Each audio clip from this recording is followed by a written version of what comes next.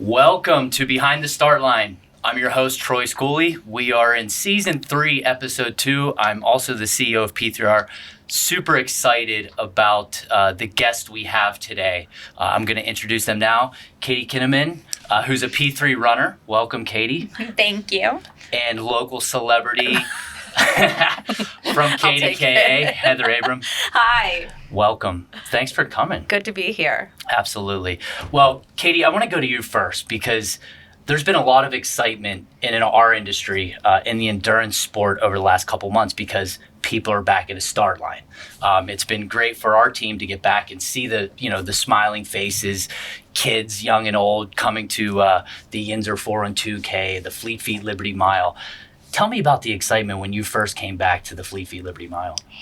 I have heard so much hype about the Liberty Mile, and I think the timing of that being our first live race and back at it just made it so electric. Downtown was really magical that night. Pittsburgh was showing off. The runners were there to show off. Everything about the city was there, just really celebrating the fact that we were all together again. I'm that person that cries at the finish line watching everyone, and that was no exception. And I partially from the excitement of it all and being back. I think there was a lot of tears that night, and I think that through COVID and Katie, I think, and even Heather, with your Instagram. Tell me a little bit about a P3 runner during COVID. You guys normally see each other at the start line. You're promoting the races, the events. You're talking about the training. Tell me how difficult that was for you, Katie, for a year and a half to these people that you normally saw at a start line. You were encouraging each other at a start line. Instead, it flipped to social media. It was hard. The past year and a half, there's no doubt that it was hard for everyone. But then for us as runners, where's our motivation? We don't know when we're going to get to a start line again, when we're going to be able to cheer each other on again. And it was the one really great thing about social media, though, is all of the friendships that we formed that we had been cheering each other on through the past year and a half. And I met up with the other P3 runners at that day, and it's like, well, no, I know your life story from the past year and a half. And now here we are actually having a conversation and hugging each other and being able to kick this all off together. And it was really great. The friendships that we formed virtually and have finally been able to put together. Social media is creepy and awesome in that way, isn't it? Yes. You're like, how are your kids doing? How do you know I have kids? Well, because of your social media. Right. And honestly, Heather, that's what I want to talk about is the way I found out what you're doing this year was through social media. The team didn't even tell me. I saw on your Instagram your first run. So tell me a little bit about your plans coming up. Well, I think that me without makeup on, running, and it's hard for me because I'm getting back into it after having my third baby. I wanted to motivate other people to get out there and do it with me and know that even after you've had your kids, even though you haven't been working out, maybe you'd like to be, that you can get back to it. Right. And it's going to be hard. And I don't know, maybe you can even comment on this. It never gets easy, right? No. It's always challenging. It's just that you build up that endurance, you build up that training. And I don't know, I just really wanted to document this. No, I think that's great.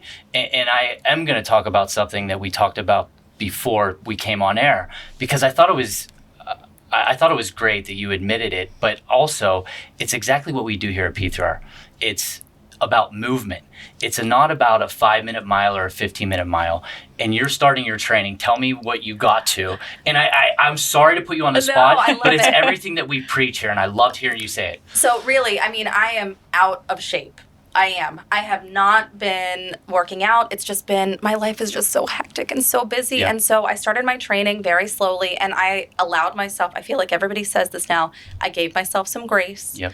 And so when it was hard, I stopped and I would walk and catch my breath, and I wouldn't push myself too hard, but I knew that I would get better and better. And so I just said that I completed my first mile without stopping. That's awesome. I was able to keep on going, and I continued on my run, but I made it to that 1 mile mark and it felt so good. And you're showing goals, you're showing progression, which I think is important. Now, to give you the benefit of the doubt too, you do live in Mount Washington. Yeah, so well, they're not easy miles. Let's make that very clear. Yeah. But I think that's exactly what we're looking for, from young to our 85-year-old that finished the Liberty Mile, and he was walking half of it, jogging, then he would sprint a little bit. That's all it's about. It's about movement. It's not about being the fastest. And I think, Katie, you hit it, the Liberty Mile. Like, there's so many different age groups and abilities at that event, that it's great to see everybody come together for one cause, and it's just to get out and move together. There are, and I think it all connects to the idea, and I tell this to my friends all the time, we're all going through a different season. Yeah. And to be able to do the same thing, regardless of what season you're in, is just wonderful. And the same thing that you said, giving yourself some grace, like, that's something that I've had to remind myself repeatedly, because I'm like, well, my 25-year-old self, it wasn't that hard when I was 25. Well, Katie, you're not 25 anymore. Like, you're in a different season of life. And after every kid, it's a different season. And when you get to your best point after a kid, it's a completely different season than before. So remembering that too, and celebrating that at races as well, because we don't know where everyone else is, but we know that everyone else is celebrating and moving however they can. Yeah. It kind of reminds you of your job, whatever your job is. Some days you're going to have great days. Some days you're going to drive home and be like, that sucked. That was a hard day. I'm sure you've been on air before and you're like, that wasn't the best. Yeah, and not my best performance. Right. Yeah, and then there's days you're like, that was awesome. That's right. And that's kind of like running. You go through that journey of the ups and downs. But at the end, there's that goal. And for you, Heather, it's the marathon this year. Yeah, so, it is. Half marathon. Maybe one day we'll get there. No, half marathon, 5K, it does not matter. Once again, you're moving. You've ran it before. You've ran the half and the relay prior. I did. And it's so funny you mentioned that too, because it was a younger Heather when I did it. And she was able to do it I think that I barely trained. I went out, and I think the longest run I had done before the half marathon was maybe 7 miles. Yep. And then I went out and did the half. And ran it. Fine, but I was a kid by all means, So I did that, and I did the relay, which was really cool. That's fun. And that was a couple years later. Now, the training's going to be a little bit different this time. Yes, I'm expecting that. Well, and I think you touched on it earlier. What time were you up this morning? 2:15. Right? Things have changed, right? Yeah. 3 kids. Katie has 2 girls. But I think that the important part is just finding that time to go out and move, whether it's a half an hour a day or an hour a day. And then, to your point, Heather, I think that you probably still have it. And when you hit that 8-mile mark at the half marathon, your determination and what you've led up to will get you to the finish line. I hope you're right. I am going to train a little bit better this time around, because I don't have age on my side this time. I know that. And also, like, I put my body through the ringer having kids and getting out of shape. So I'm looking forward to training. And I think it's good for me to have those goals and to be able to meet them and to know that I'm just doing something. Just for moving. me. Yeah. Speaking of the kids, Katie, your girls are involved with our events as well. They are. You got them started at a really early age. So talk a little bit about the girls and what they do and how they move with you. They have been in the strollers since they were allowed to be running in the stroller with me. And because it was that same thing that I know I have from this window of time to go run, so let's figure it out. And anyone who runs with a stroller can tell you that it's a bit of a love-hate relationship, because not only are you running, especially in Pittsburgh, but then you're adding the weight and the how many snacks do we need to bring and how can we make it through the course and all that sort of stuff. And so it's hard, but it has really fostered for them what it means to get outside. And one day I was just kind of in that mood, and my older girl goes, "It's really nice out. We should go for a run." And she put her baby doll in her stroller and then was like, "Come on, let's go." And so I put the younger one in the stroller, and we both went throughout the neighborhood with our own strollers, because that's what they grown used to. That's what they grew up to. Yeah. And so the Steelers 5K run walk was my little one's first live race, and she was a little apprehensive at first because that's her nature, but then also seeing Steely, she's like, what's this mascot looking at me? But she ran across the field like she had done it a million times before, and when that medal was handed to her, she knew exactly what to do with it. She put it on her neck and just like walked right over, like showing it off to everyone, because when that's the sort of environment that they're raised in, it just becomes second nature and fun before they get to overthink things. Yeah, she's seen Mom do that a couple times, right? just a few times. That's tremendous. And I think that's the important part of what we do here at P3R, especially with the Kids of Steel program, which your kids have been involved with, is just getting those kids just moving and active. I mean, we see it every day. It's, we need to be more active starting really young. And I think that medal is a perfect example. Like kids, you got to find what kids like. And we found out that kids love to put a medal on. That they do. And they like mascots. They like experiences that kind of like Jedi mind tricks them into running, right? And moving. And that's what we do in the schools. And then they love wearing their shirts. They do. The Kids of Steel shirts are a big hit. Every week I see a different kid around the neighborhood or, at church or in the grocery store with a Kids of Steel shirt on, which is tremendous. So it's really getting those kids starting early. Well, and Katie, too, what a good role model you are. I mean, we hear so much about self-care and setting time aside for ourselves to show our kids what it's like to take care of you so that you can be the best mommy or the best daddy or whatever. To be able to do that and show them, and they're listening and they're watching and they're learning. Thank you. They are, and they're getting to the point now where they're fighting it a little bit because they want to do it. But I continue to tell them, like, it's my turn first. Yeah. And I think it's that whole idea, like, how flight attendants always say, like, take care of your own mask before taking care of others. It's that same thing whenever, as a parent, taking care of ourselves when it comes to our physical and mental health with running. So I run first, and we always end a little bit away from the car, a little bit away from the playground, so then they get the turn afterwards. But I've already filled my cup there. That's great. And, Saturday during race weekend, marathon weekend, is Kids Day. It's all about the kids, right? So we've got the toddler trot, we have the kids marathon. Just, that's their day. Mom and Dad's come and watch. Even with the junior grade race, the Saturday is the kids' day, and they can come out and run around the point and just have that movement that we talk about. Another fun kids event, and Katie, talk a little bit about this because I know you're participating, is the Flyby 5K, which is coming up. I talk about experiences. Yeah, kids usually like planes or being around planes.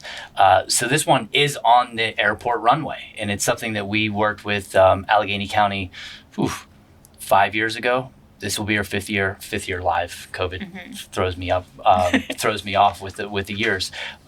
But talk a little bit about that event, because it's one of our only events. You talk about the Steelers, which that's a stroller-friendly event. But this is like a very stroller-friendly event, a very family, fun-friendly event. We're really excited about it.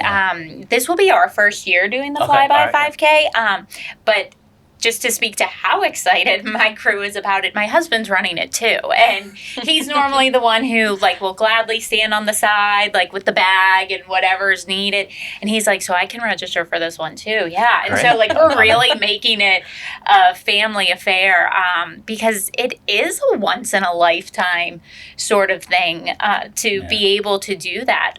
We talk about places that you can go easily and you can't go easily, and that this is one of those you can't go very easily, so we're going to take advantage of it and really enjoy it. We don't expect it to be fast. We don't expect it to break any records, but that this is going to be one of those courses that we're just going to really be aware of what's going on around us, because the magnitude of it is just pretty great. It's so unique. I mean, we've seen it grow year after year, and I knew it was going to be an event that was going to grow once the word of mouth, especially with the younger ones, got out. So the last time we were live in 19, 25% were kids. And it was the kids telling the parents, just like your husband, hey, you got to run with me. I can't be on the airport runway by myself. So we would get tons of registration from parents that normally wouldn't run, but they want to go out and experience with the kids. And I think that's what running's about. That's what movement's about. And it just doesn't have to be running. It can be throwing a frisbee around. It could be playing catch in the backyard. It's like getting out there and moving with the kids and being that parent. So, we're super excited about that. Heather, any interest in running the airport runway? I am now. After hearing you talk about it, it sounds like a lot of fun. And again, my oldest, she just ran. She ran down to the playground and had to run back up this steep hill and did not stop running, and then got to the top and was not out of breath. And I said, okay, you're in cross country now. You're in. Because I can tell she has it in her to run. Yeah. She has that something, that special something. That's so good. That's good. Let's make sure we get her out there. I think we need to get her out there. Because, and I think about this a lot with the kids, and I think I mentioned earlier about Jedi mind tricking them. My youngest is 7, and she plays sports, but she's like, I don't like to run. But when you give them the experience of putting him a big plane or putting Steely McBeam, or you know what I mean, like it tricks them, and they're like, oh, I just ran my first 5K. So that's what we need to do with the kids. And then they're proud of themselves and they want to do it again. Then they want to do it. Right. It's just that one entry point that you need to get them in and show them what it's about. So that was a good intro, but I'm super excited about the episode today because we get questions year round for every event.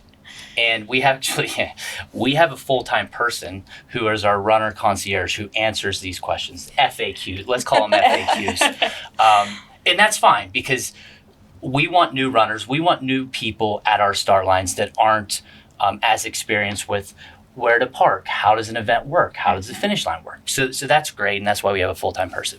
However, we get awesome questions throughout the year that kind of make us say, So we thought it would be a cool episode today to talk about really unfrequently asked questions. And what we did is we talked to a lot of our friends around the country, big marathons. Mm-hmm. We got a ton of frequently not asked questions. Let's put it that way. But these are tremendous. I want to get you guys. Let's just talk about some of these questions, and we're going to start with one that is very interesting to me.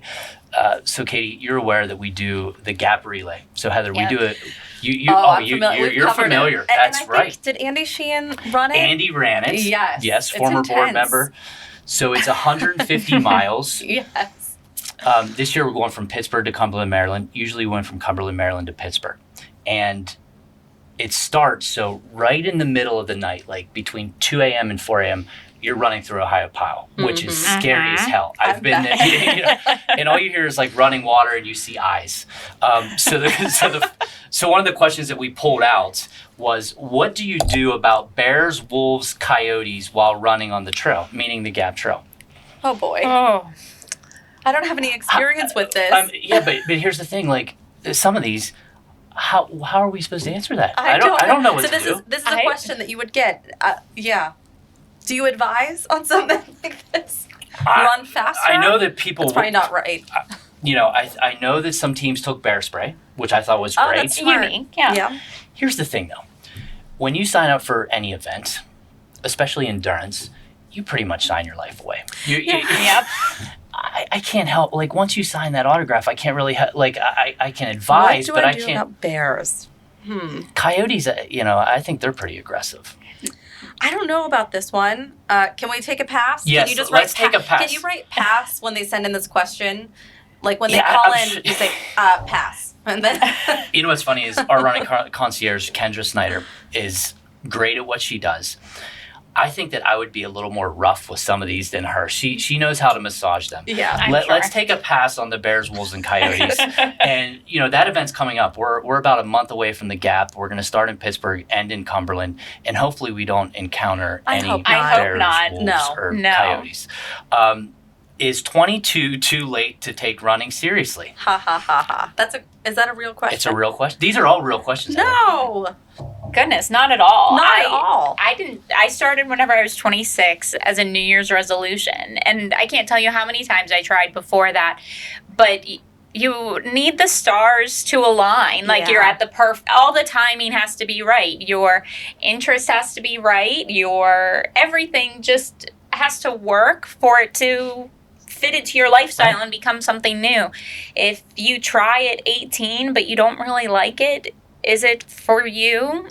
Maybe not. And then try again later. But just because it doesn't work at one point doesn't mean it won't. To be 22. Right.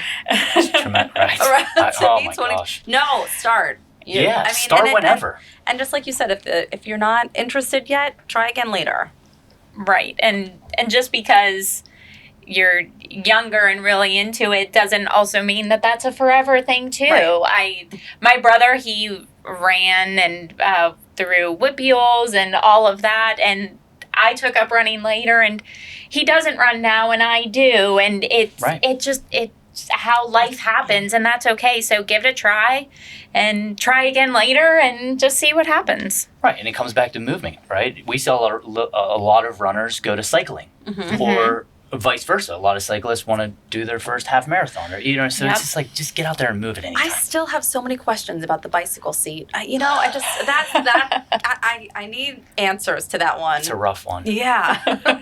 And it's so weird, those pants that you wear for the seats, like they're just not good. They should make like designer. It has to be coming. Athleisure wear is so in, right? You would think Lulu's all over that. You would think. To make Give it time. Yeah. These are great. I probably should have looked at these a little bit quicker. How do I unstink my car after a run? Heather, you're shaking your head? I don't have the answer to this one. I wish that I did, because my husband, he does hardcore workouts, and his truck stinks. I probably shouldn't say that. Like sweat, just like a sweaty man. Just like man, like like stinky, sweaty. Yeah. It really gets in the seats, you know? It stays there. It doesn't go away. And I bet this is a huge problem for the Gap coming up, because you have multiple people sharing a van. So whoever wrote this might be thinking about that. Those vans are so gross.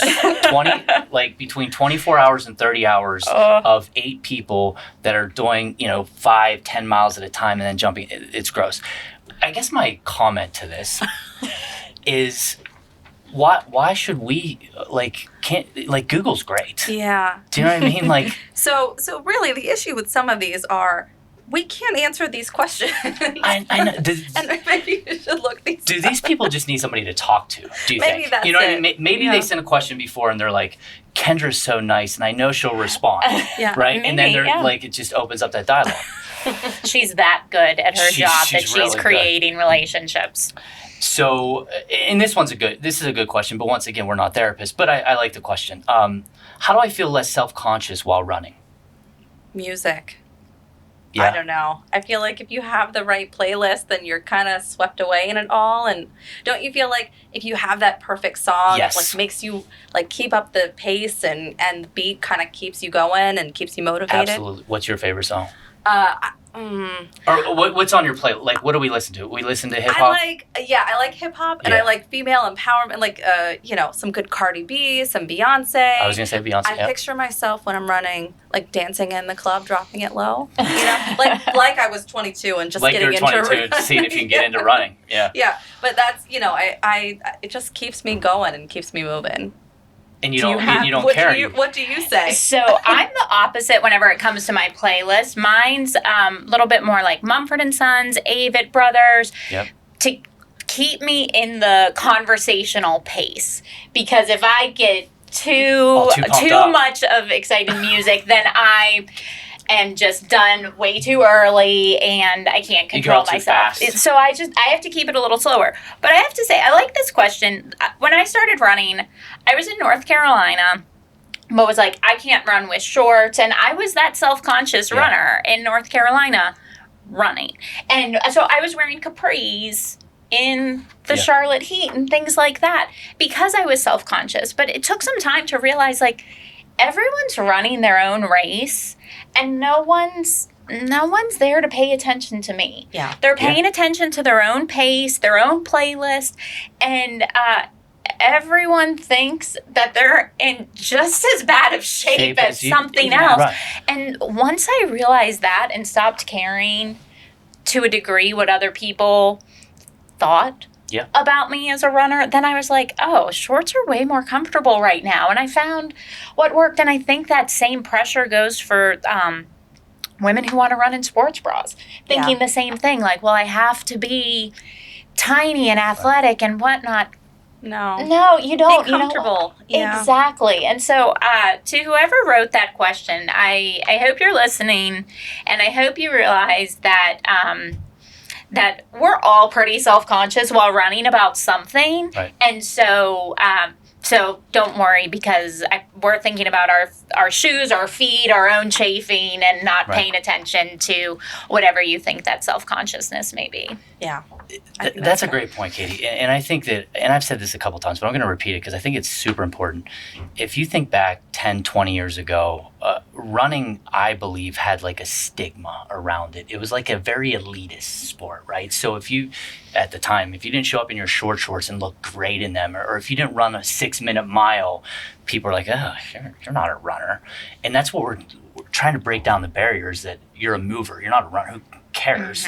And there's all shapes and sizes. So I think that's a great point. Like we want everybody to be there. Yeah. And drop that stigma, drop the barriers to showing up at a start line, making somebody feel uncomfortable. Like, before it was like everybody's fast at the, goes to the front of the line. Come on, let's drop that. Yeah. Yep. No, just. Everybody has an end goal. The end goal is to cross the finish line. It doesn't matter how, fast it takes. How do I overcome, Katie, this might be a question for you. How do I overcome pre-race anxiety? Do you get those jitters? This one. Oh, I am the queen of pre-race jitters. Yeah. You can ask my husband, like the night before, no matter what, I get nervous no matter how many times I'm up at a race day. But I really think you just have to find your routine, and when things go wrong, which may happen, to try to find some of the comedic value in it, and not taking yourself too seriously about it. Like, am I going to the start line to try to win the cash prize? Yeah, you're trying to beat a Kenyan. No. You're not trying to beat a Kenyan today. You're not trying to beat a Kenyan. You're Right, fine. exactly. So why am I treating myself as though that's my profession? I worry about the things that are going to happen along the way. Like, what if I have to go to the bathroom? Oh. What do you do? What am I supposed to eat before I leave? If I have too much coffee, I know I'm going to have to go to the bathroom. But if I, I need to drink water and hydrate, but that's not good either. But then you don't want too much. There's so much trial and error. And then I'm that person that once I find what works, I am pretty meticulous in sticking to it. I know what kind of sport bean I like, and sorry, I'm not trying another flavor, because I know that one it sits well, it tastes good, and I'm not going to mess with what works. So find your routine. The pink lemonade sport Jelly Bellies are my go-to. I have a big box of them from Amazon, and I've now added into my routine. This took some work, but I added in that Quench electrolyte gum, and that's been pretty great. Tell me more about this. It came in my last Ready Set Move box, and good plug there. Thank you. And it's electrolyte gum, and the taste is kind of reminiscent of like Double Bubble or Big League Chew, or that. I think it tastes okay. Yeah. And so I found that taking half of a bite, half of it, wrapping it back up, sticking it in my pocket while chewing that, and then eventually swapping it out. But it gives me enough energy, like whenever I'm starting to feel a little low. So yeah, I just think you find what works and play off of that. If there's something that gets you excited, like a box of M&Ms. There you go. Yeah, there you go. Even plan that celebration for the end. Like going to a race, I leave my post-race snack in the car, so I know we'll put M&Ms in your car for the finish line. Something to look forward to. Yeah. No, I think that's great. And to Heather's point, and frankly her questions, I think a lot of people think about that. Well, it's just a long time, right? And you want to make sure that your body is fully prepared, and that I'm awake, and that I'm hydrated, and all that stuff. And then you think about, like, I can't be too hydrated. Right. Yeah. Well, and it's the effort that you put in to get to there. And Right. you don't want to mess You it don't wanna up, mess it right? up. You want to be, Yeah. that's why everybody shows up early. Yeah. Like, I'm not messing this up. I trained for 6 months. I'm going to be downtown at 4 a.m. And then you get the butterflies. Then you get nervous. And then I'm always amazed at the start of it because there were so many people. And you're inspired when you look around and you see the sea of people all around you. And then you start going and it's almost, you're just walking at first because no one can really move. Can't move. And then the avenue's it's like, a little bit tight. It's like the anticipation keeps building and building until you can finally start running. But that's probably good for some people, though. Yeah, you get that kind of crowded that start. energy. The adrenaline from that start line, I Right. think, is what kind of eliminates those pre-race jitters. And that's the adrenaline and the feeling that we've all been missing for the past year and a half too. And so I felt that's it. I was on the last episode. I was talking about the start line Flea Feet Liberty Mile. It was almost palpable as far as the electricity there and just the excitement with people. It was amazing, unbelievable. All right, that was a great question. Whoever sent that, thank you.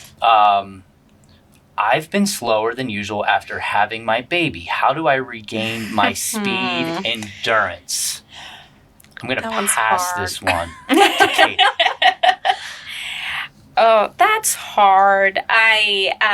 So I start with that conversation from earlier of like giving yourself grace. Your body did a lot, and giving yourself time, like whether or not you know it, it took a lot of time to get to where you were before having a baby, like that baby speed, that it's going to take the same thing again, maybe not as long because eventually things will start to kick in. I found that stroller running helps because when I don't have the stroller, I'm like, woohoo, I'm like down like 75, 80 pounds right now. It's like people that run with weights on their legs and their you know what I mean? Like you lose that. It's like, oh, this feels good. Right. Yeah. You feel like you are just free to move. Yeah. But I'm definitely in that realm of give yourself some grace and some time. Yeah, and your mile doesn't have to be that quick. You know, maybe you used to run an 8-minute mile and now it's 12, and that's okay. I feel like your body will get there. I had 3 C-sections. My abs, my core, not the same. And it may never be what it was, but I feel like you have to do something, and it feels good to get back out there. So, give yourself the grace to let yourself not be as fast or be as quick. Set a new normal. Set a new normal for yourself, and you'll get there. Yeah, set a new goal, set a new normal. The next one. I love this one. I love it. Am I allowed to propose to my fiance after they finish their marathon? No. Well, sorry. No, please do. So Heather, we get this. Every year, I would say 5 or 6 requests. I'm sure. It's a big deal. Here's what people forget, all right? On race day, we have 30,000 plus. We can't change everything for one person, even though this is so sweet. Like, this is so sweet. So we tell them to do it organically. And if the timing's right, we'll try to help out as much as possible. The last live event in 19, we had one. It just so happened that it worked out. Like, her family bought the VIP and they came to me and was like, she's at mile 25 and a half. So we knew when she was coming and we were able to do it. Yeah. However, that was an exception to the rule. We cannot allow tons of different proposals throughout. Oh, so you're thinking of it from like a business perspective. I'm thinking of it like I'm probably going to throw up when I finish. Well, let's talk about that portion too. Because how pissed off are you as the girl not looking probably the best after running 13 miles, right? You're thinking about that. Hey, I mean, if it's what you love, then I don't think you care. Like, you have just done something so huge, and to celebrate it, you're getting married. That's amazing. True. For me, that's just... So this question's probably my favorite. My husband proposed to me the evening after. So I thought I was just going to have to bite my tongue. No. Well, it was funny. You would have been editing that whole segment. As soon as I read this, I was like, I can't wait to share this story. So because our goal was to run a 10K, and that was in the spring, and then we were like, we're going to run a half in the fall. because we didn't have kids, we could do anything. Like, you could do whatever you want. Anything. Yeah. And awesome. and so my husband, he was so, it was a destination trip, and he's so worried about like remembering the ring and just being nervous and whatnot that he forgot to pack running clothes. And so so this is something to keep in mind if people are thinking about proposing like at a race or whatnot, like you might forget other things. Right. So he's just in pain after a half marathon because he's wearing he's wearing like the long swishy Adidas pants and like a cotton shirt. He's that guy who's like bleeding and whatnot. So probably wouldn't have been a great time to propose. So to whoever's listening, just keep that in mind. And so it was that evening afterwards. And I asked him before, like, was that how you always envisioned it? Or like, were you thinking of the park or things like that? He was like, no, because if it was like at the finish line, like all I would have thought about did it fall out of my pocket or anything like that? He was like, I knew it was at the hotel.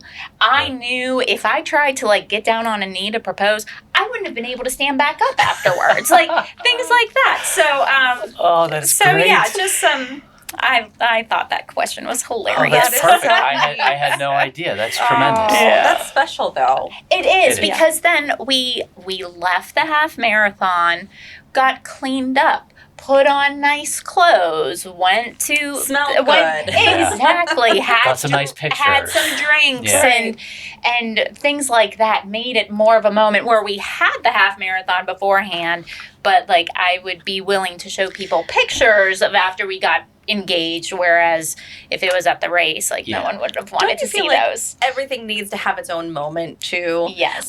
It's like getting engaged on a holiday.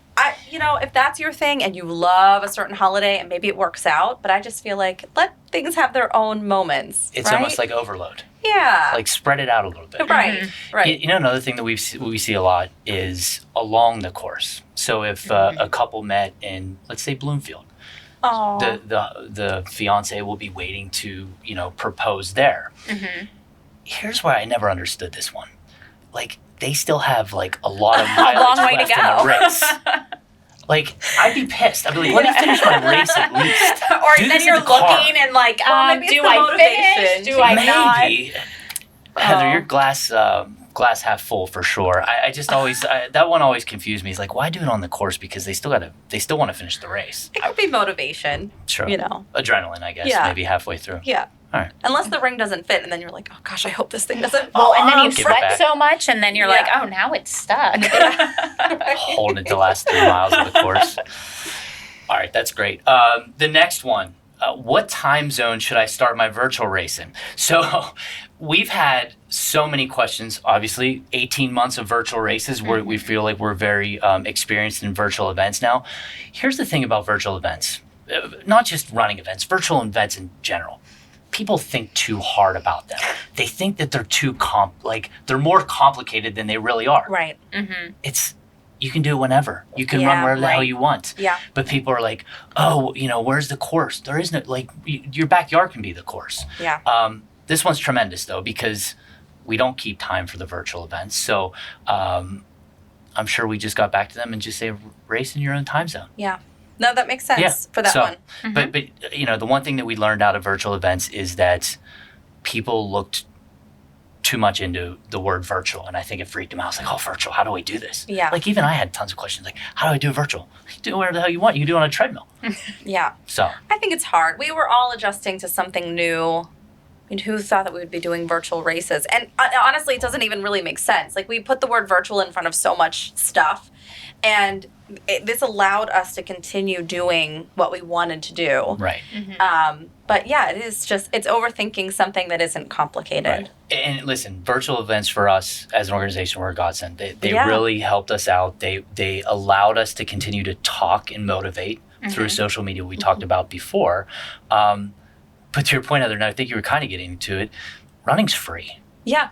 Right? Yeah. Let's not tell anybody. Hopefully not everybody listens to this.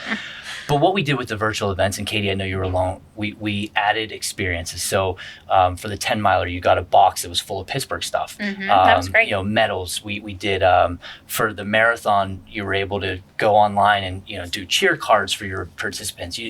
So we had that experience versus just getting a shirt and spending $40. So, but don't tell anybody running's free.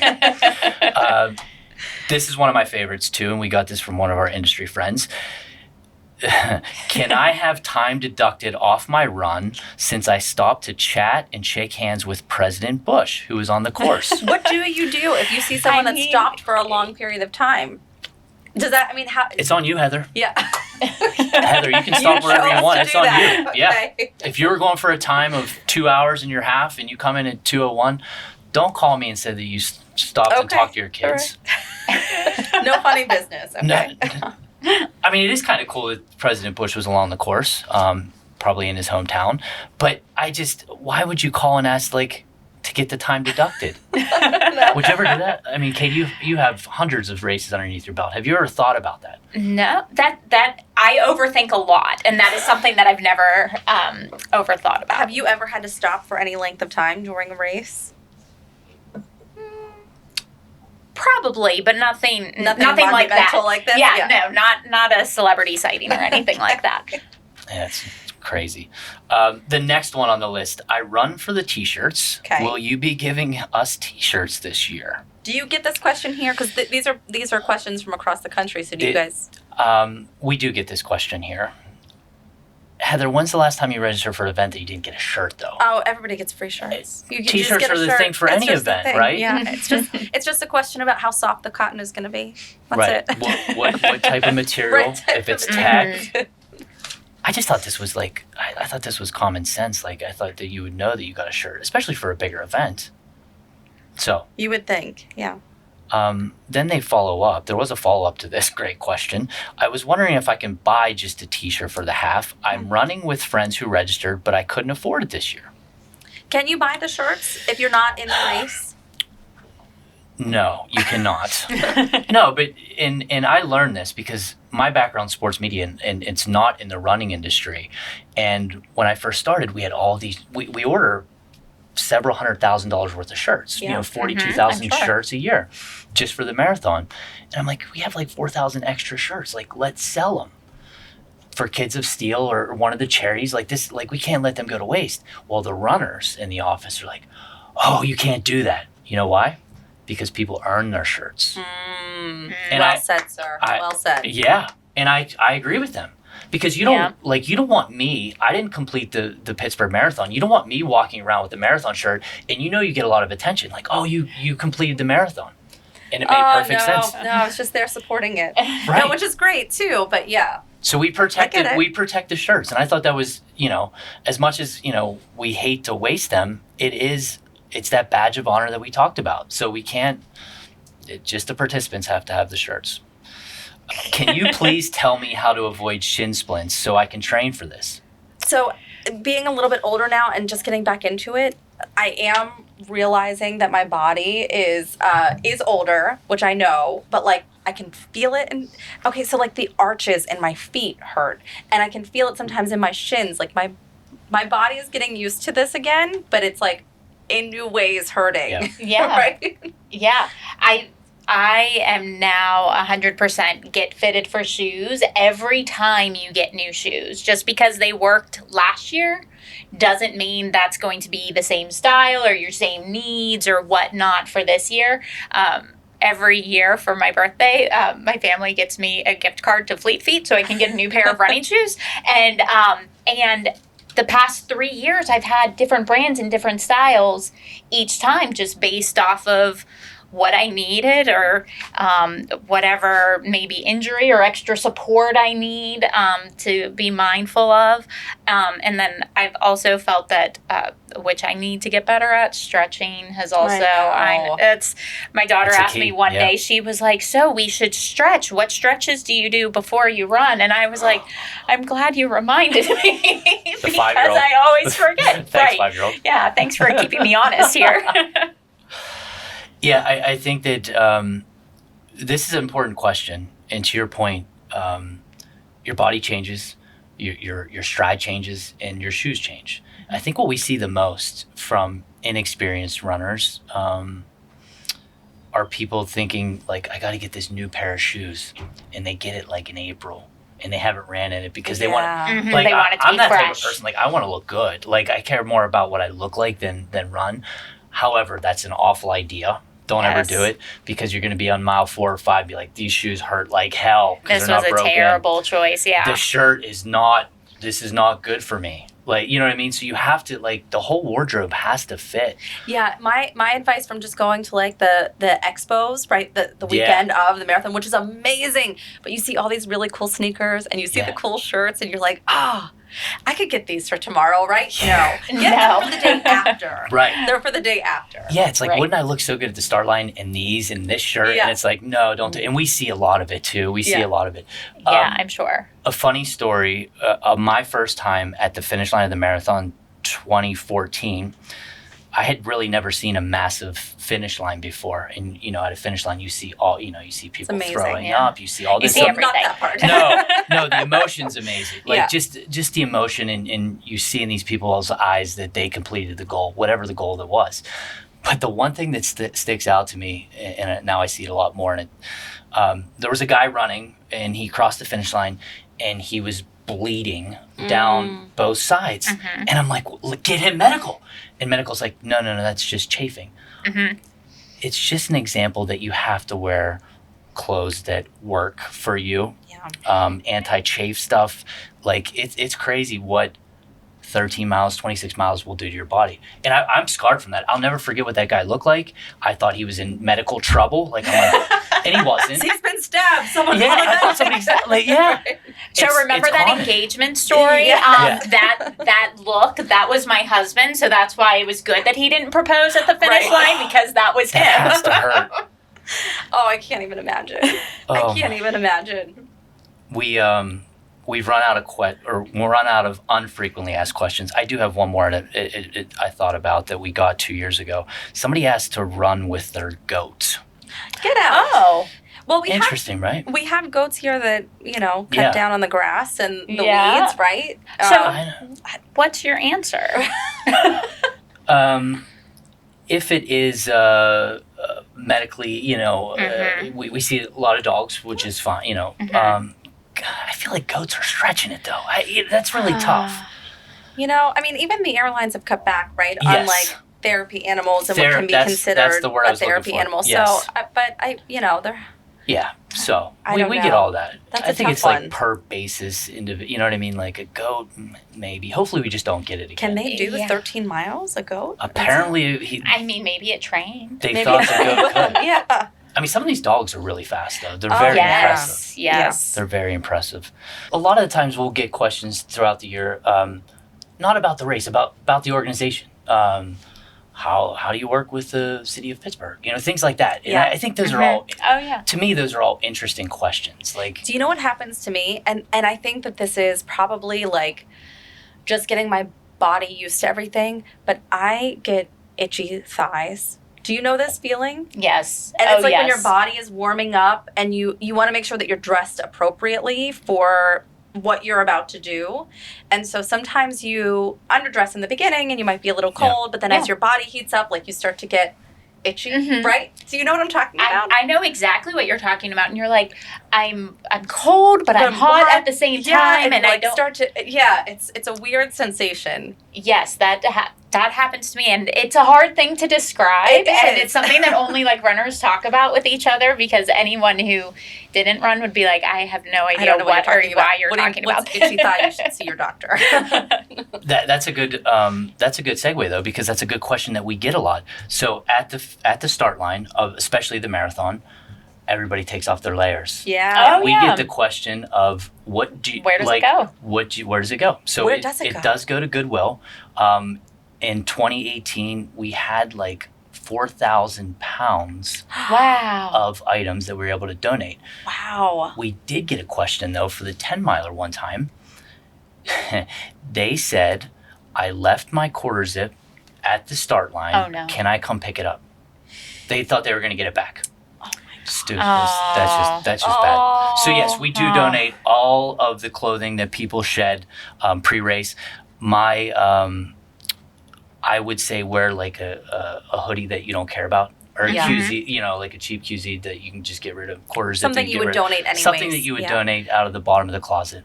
Have you found anything like out of the ordinary? Yes. Thanks, Heather. You're welcome. Yes. I was digging there. The reporter in me. I need to know now. So, man, I don't know if I'm...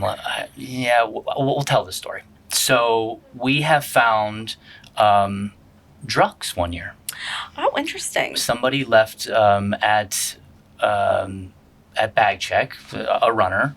I don't know how you left the bag, but they left drugs and a decent amount of cash. Wow. And oh my goodness. They also left their license in there. No! Oh my goodness. Yes. So that person got arrested. Oh my God. Yikes. Yeah, so I think that's the most interesting things we found. I mean, we find all types of things. Yeah. But drugs and a significant amount of cash was the wow. Yeah. But we do have 15,000 people that gear check, their bags. So there's a lot that go into it. But yeah, that's Heather. That's the wow. I'm just amazed because you all have to open the streets back up not long after. So you have to go through all of this very quickly, picking up all the shirts and the sweatshirts and the layers. Yeah, I mean, we have 4,000 volunteers. We have an event staff of 250 people that work that day. 4,000 volunteers. But people don't understand, like, we're shutting down 26 miles of a major metro city. They just think like, oh, why can't, So, yeah, we don't have a lot of time afterwards to open it back up. Mm-hmm. Thank goodness for, the city police, the firefighters. They're all, I love the marathon weekend, I think, more than anything, because it feels like the whole city comes together. Yeah, they really do. Because we're all vested somehow, whether it's the police, whether it's the mayor and his team, or whether it's KDKA, PXI, everybody comes together that weekend, and everybody's sharing everything, and everybody's supportive. Chief Schubert comes to the finish line and congratulates people. It's great to see that that civic pride that weekend. Yeah. But yeah, to your point, Heather, we have to open those streets back up because you can't keep a major metro city down for, we have it open for around 8 hours. That's a long time. Well, I'm going to wrap it there because I think we could talk about all day about runners' questions. We might have to have a part 2. As we get back to the start lines live, I think that a lot of people are going to forget just about some of the just normal stuff. Yes. So we might have to have a part 2 and revisit some of these great questions we have. I want to thank you both for coming today. This has been awesome. Thank you so much. Any closing remarks? I will see you at a start line very soon. Yes, very soon. What's the next start line? You'll be at the flyby? We'll be at the flyby and we'll be at the Great Race. The Great Race. Awesome. We'll see you there. Heather? I'm going to continue on my training. We'll see you at a start line in May. And maybe the flyby. That sounds like that so would be fun. wonderful. Bring the kids out. Sounds like Bring a great the kids time. out and let us know if you need anything throughout training. We'll make sure we take care of that. Okay. So just some tips and advice. Will be that's fine. all we need. Okay. Send it to our inbox. Send it to our inbox. All of the questions you have. Don't hold back. Okay. What a fun episode with Heather and Katie. It's great to kind of dive behind the line and talk about some of those crazy, unfrequently asked questions that we get. This is just the start of the season. We have some great episodes coming up, including a really behind-the-scenes look at the preparation that goes into some of our events, including the EQT 10 miler, the City of Pittsburgh's Great Race, and some of our other events that we're going to be doing this fall. We have a busy fall. Once again, if you want to follow us, go to @RunWithP3R on all of our social channels. Ask questions. Hopefully I didn't discourage anybody from asking questions. If you have any questions for me or the podcast host, please go to behindtheline@p3r.org. Send an email. Let us know what questions that you have. You can check this episode out on any of your finest podcast establishments like Spotify, Apple, or YouTube to check out our new studio. So thanks again, Pittsburgh, and keep moving.